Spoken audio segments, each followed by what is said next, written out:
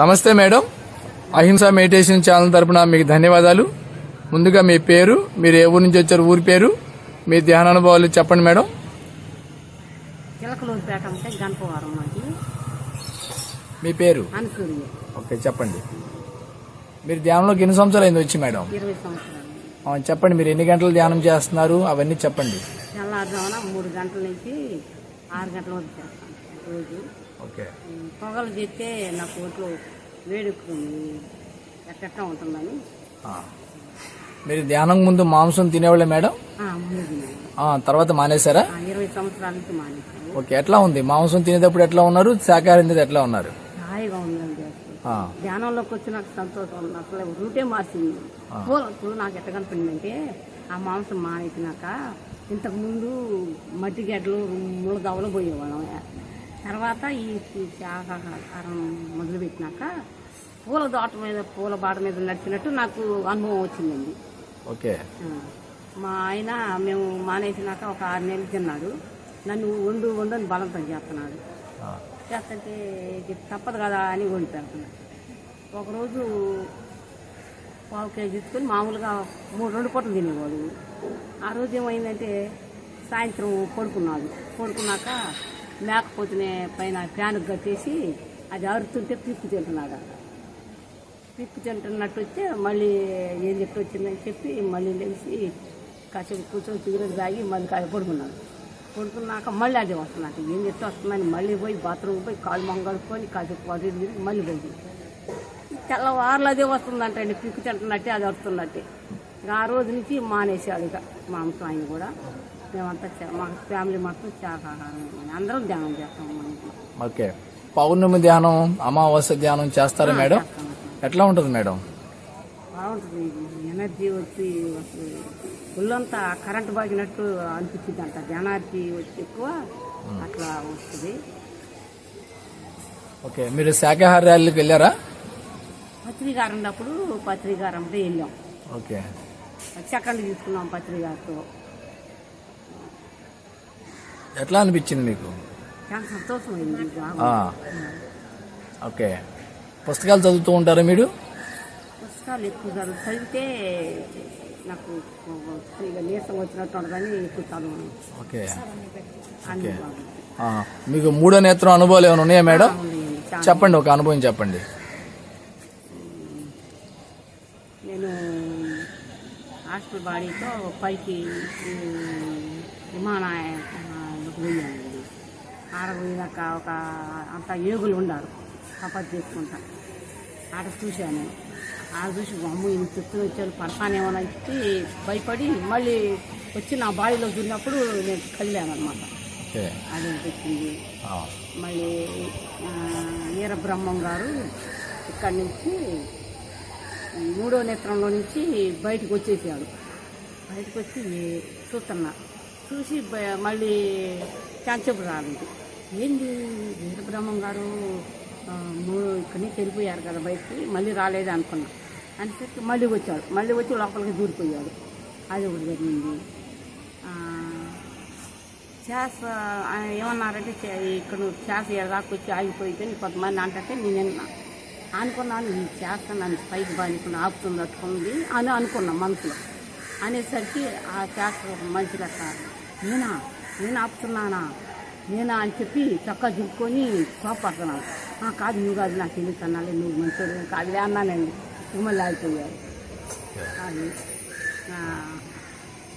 నన్ను 3వ సహస్రాలకు తీసుకెళ్ళారు. వెంకటేశ్వర స్వామి నన్ను కొట్టుకొని నడిపించుకుంటా వెళ్ళాడు. అందరూ క్యూలో నిల్చుంటే వాళ్ళకన్నా దాటుకుంటా తీసుకెళ్ళాడు. గుడికాళ్ళు తీసుకెళ్ళాడు. ఆడాపాడు. ఆయన మాయమయ్యాడు. అమ్మవారి గుళ్ళో ఉంది. నేను అమ్మవారిని అడిగా, అమ్మ నాకు శాస్త్రాలు పోయేదావు తెలియదు, నువ్వు వచ్చి నాకు చూపించాలమ్మా అని కోరాను. త్వరగా అమ్మ వచ్చి నాకు చేపట్టుకొని సహస్రాలు అవి చెప్తుంటే మెట్లండి ఇంతే ఉంటాయి. కొంచెం ఆ మెట్లు మీద గుండా పైకి వెళ్ళేసరికి వెంకటేశ్వర స్వామి ఈ పక్కనే నిల్చొని ఉండాలి. ఈ పక్కన కింద స్వామి బొమ్మ ఆయన కాళ్ళు పెట్టి నిల్చోకూడదు అని చెప్పి అమ్మ కూడా పక్కకి గాల్లో నిల్చుంది. నేను కూడా పక్కకు పోయి గాల్లో నిల్చున్నా. బాగుంది మేడం. మళ్ళీ ఏంటండి మొన్న సాయంత్రం పత్రి గారు అంటే ఇద్దరు ఉన్నారు, వాళ్ళు నాకు తెలియదు. ముగ్గురు కలిసి పైకి ఇట్లా చూసి బాణాలు ఇడుతున్నారు. బాణాలు ఇడుతుంటే నేను ఇట్లా జరిగినా పోతున్నాను కదా, ఎక్కడైతే కనపడలేదు కదా, ఏంటి ఇట్లా బాణాలు వేస్తున్నారు దేనికి అనుకున్నానండి. ఆ ఆన్సర్ నిన్న ఉదయం ధ్యానంలో తెలిసింది. అయితే ధ్యానం చేస్తుంటే ఒక నల్లగా కొంచెం అంత ఎత్తుగా కనపడి మళ్ళీ మాయమైంది. మాయమయ్యేసరికి ఎవరు నువ్వు అట్లా మాయమవుతున్నావు, ఎదురుగా కనపడి మాయమయ్యావు, ఎవరు నువ్వు మాట్లాడరా లేకపోతే ఎవరు వెళ్ళి ఎదురుగా వచ్చి నిల్చో నువ్వు అన్నానండి. అనేసరికి ఎదురుగా వచ్చింది. అది ఎల్లు కొద్దు అంత ఎత్తే ఉంది, రాక్షసి నిల్చొని ముందుకు వస్తుంది, నా ముందుకు వస్తుంది. నేను భయపడాలి, అట్నే కూర్చున్నా. చక్కగా వచ్చేసరికి ఈ రాకు వచ్చేసరికి ఎవరో మాట్లాడుతూ దాని గుంత తీసి దుర్రుని పైకి తీసుకెళ్ళేశాడు. బాగుంది, చాలా బాగుంది మేడం. ఇంకా చెప్పండి మేడం, మీరు ఆధ్యాత్మిక జీవితం మీరు ఎలా నడుస్తుంది చెప్పండి. బాగా నడుస్తుంది, బాగుంటుందని అంట. మళ్ళీ చెట్లు మాట్లాడుతున్నాయండి. ఓకే. సన్నజాతి చెట్టు మాట్లాడింది. ఒకసారి ఏదో వాళ్ళు నన్ను కొంచెం బాధ పెట్టినట్టు మాట్లాడితే పట్టపొగిలే మళ్ళీ మాట్లాడితే కళ్ళు మూసుకొని బాధపడుతున్నా. నన్ను అట్లా మాట్లాడారు అని చాలా బాధపడుతుంటే ఆ చెట్టు సన్నజాతి చెట్టు మిద్ది మీద కలుగుకుంది అనమాట. ఆ చెట్టు ఏముంది, నువ్వు ఎందుకు బాధపడతావు, నువ్వేమో వాళ్ళని అనలేదు కదా, వాళ్ళు నిన్ను అన్నారు, వాళ్ళు అన్నది వాళ్ళకే తగిలిద్ది కానీ నీకేం రాదు, నువ్వేం బాధపడబాకు, నువ్వు అనుకున్నట్టే మంచిది, వాళ్ళకే తగిలిద్ది, బాధపడబాకంటే ఎవరు నాకు మాట్లాడుతుందంటే ఇక్కడ నేను నువ్వు పూలు కొట్టుకుంటావే జాతి చెట్టు పైన నన్ను చూడాను. అప్పుడు పైకి చూస్తే సన్నజాతి చెట్టు కనపడింది. థ్యాంక్స్ అన్నాను. ఇక్కడ వశిష్ఠ గౌతమి దగ్గర ఎట్లా ఉంది మేడం?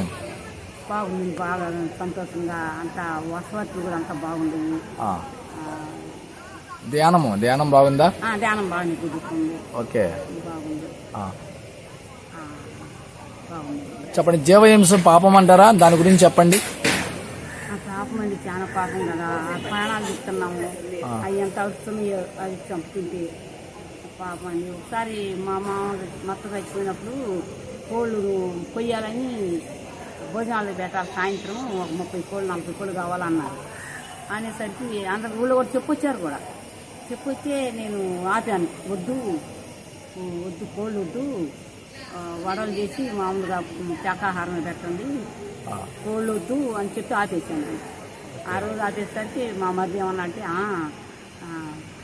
అది మాంసాహారం కాబట్టి వాళ్ళు రారు అంటే, సరే వాళ్ళు రాకపోతే మళ్ళీ ఊళ్ళో పల్లెలు వాళ్ళకి పెట్టు, మన ఇళ్ళ పక్క వాళ్ళకి పెట్టు, తింటారు, వాటి కాకుండా ప్రాణాలు తీయాలి, ఎందుకు వద్దాను. ఇక ఆపేసామండి, అన్ని కోళ్ళు నేను ఆపేసాను. మళ్ళీ ఇంకొకసారి మా ఆడబిడ్డ ఇంకా మా చిన్నక్క కూతురు వాళ్ళ మానవుడు పుట్టినరోజని ఒక 30 కోళ్ళని మాట్లాడి అది కోసి భోజనం పెట్టాలని చూసి అని నాకు చెప్పింది. ఇక మా అబ్బాయి చెప్పి వెళ్ళాడు, వదిన కోళ్ళని కోసి ఇక చేసి పెడుతున్నామంటే, వద్దు పుట్టినరోజు కోళ్ళు ఏదో వంగబెట్టి ఆపాలి కదండి, వద్దు కోళ్ళని కోసి పెట్టి తప్పు, పుట్టినరోజు చేసుకుంటా కోళ్ళని కోసి పెడతావా నువ్వు పిల్లోడికి పెళ్ళిగా పెట్టేటప్పుడు, వద్దు శాకాహారం పెట్టండి. ఇక వాళ్ళు కూడా కోళ్ళని ఆపేశారండి. అట్లా బాగున్నాయి మేడం, మీ అనుభవాలు చాలా బాగున్నాయి. ఇంకా కొంచెం చెబుతాం, చెప్పండి. మా ఇంటికి మా పక్కన చెట్లు ఉన్నాయండి, ఒక నిమ్మ చెట్టు అని ఒక తెల్ల గన్నేరు చెట్టు. మేము కొత్తగా ఇల్లు కట్టించుకొని అక్కడికి వచ్చామన్నమాట. ఆ చెట్లు ముందు నుంచి ఉంది. వచ్చినాక మేము ఒక 5-6 నెలలు నీళ్లు పోయి ఆ చెట్లకు అసలు పోయిట్లా పాపం పోయిపోతే ఒకరోజు వచ్చి అది చెట్టు మాట్లాడుతుంది, నువ్వు మాకు వచ్చిన కానికి నీళ్లు పోసారమ్మా ఇద్దరికి, చెత్త ఏమన్నా అంటే తుక్కు చెత్త చెదారం మా అమ్మాయి చేస్తున్నారు అని మాట్లాడింది చెట్టు. ఇక అప్పుడు మళ్ళీ ఆ చెట్టు శుభ్రం చేసి నీళ్ళు పోతున్నాము. ఇంకను గ్రైండర్ అండి, ఎప్పటి నుంచి అది చెడిపోయింది, బాగు చేపురావాలి అనుకుంటున్నాం. అంటే అది బాగు చేపురావాలని అట్లే పెట్టాము. ఒక రోజు 3 రోజులు తెల్లారులు ధ్యానం చేశాను అనమాట. ధ్యానం చేస్తే బాగా నాకు ఎనర్జీ ఎక్కువ కరెంట్ బాగా మీద బాగుంది ఒళ్ళంతా కూడా ఆ రోజు. అయినా ఇక ఇడ్లీ పిండికి దోశ పిండికి వేయాలని చెప్పి ఆ గ్రైండర్లో వేసి అట్ట చేయి పెట్టాను చిక్కుని వచ్చానండి. చెడిపోయింది గ్రైండరు గిర్రు తిరుగుతుంది. మా కోడలు అంటుంది అట్లా చెడిపోయిన బాగా ఎత్తురావాలనుకున్నాం కదా ఇది అటు తిరుగుతుందా అంటుంది. అది అప్పటి నుంచి ఇప్పుడు దాకా ఇంకా తిరుగుతానే ఉందండి. ఓకే, అదొకటి మళ్ళీ చెప్పండి మేడం, బాగున్నాయి మీ అనుభవాలు. మీరు అందరికీ ధ్యానము శాఖాహార ప్రచారం బాగా చేస్తారు ఇంకా ఆయన పంపి భవిష్యత్తులో? మా ఆయన పంపిండు. ఓకే మేడం, మీకు థ్యాంక్ యూ మేడం. మా హింస ప్రేక్షకుల తరపున మీకు ధన్యవాదాలు. మా ఛానల్ సబ్స్క్రైబ్ చేయండి, షేర్ చేయండి. చెప్తాను. Thank you.